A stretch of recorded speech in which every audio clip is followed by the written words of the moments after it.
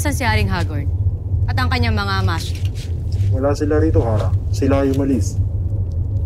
Kung gayon tayo-tayo lamang ang narito. Batid kong masasagot niyo ang aking mga itatanong sa inyo. Anong tanong, Hara? Sino sa inyo ang nakakilala sa akin? Sa aking nakaraan?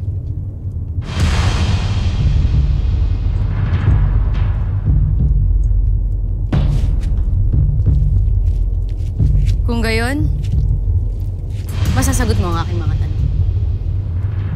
Ako ba ay may naiwang anak nung nakaraan? Nakaraang nabubuhay pa?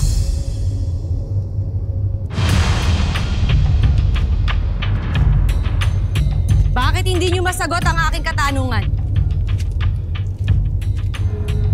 Inuulit ko sa inyo. Ako ba ay may anak noong nakaraang nabubuhay pa?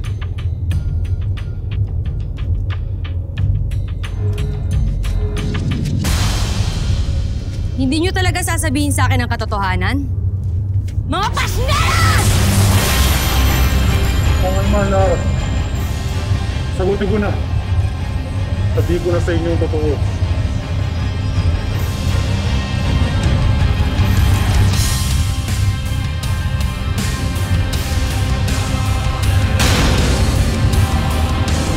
Andiyan siya. Mas na mabuti dumating na kayo. Akala namin matatagalan pa kayo. Iniwan ko ang aking mga kasama upang maniktik. Bakit? Nahihiwatigan kung may gumugulo sa'yo.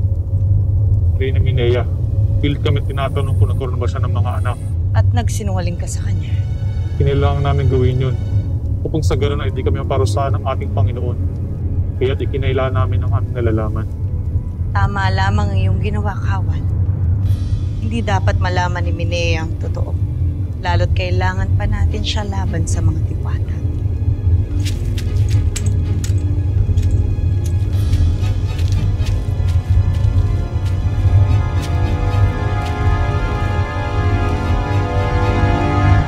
Ilan daw ang natitirang mga kawal at hukbo ng mga diwata?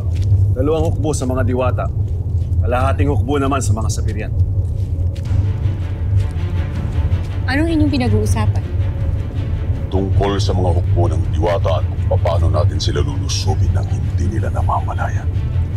Kailan niyo ito binabalak? Mamayang gabi. Doon tayo sasalakay sa Lireo. At sa pagkakataong ito, wala tayong ititirang buhay. Mula sa pinakamababang kawal hanggang sa pinakamataas na sangre at hara.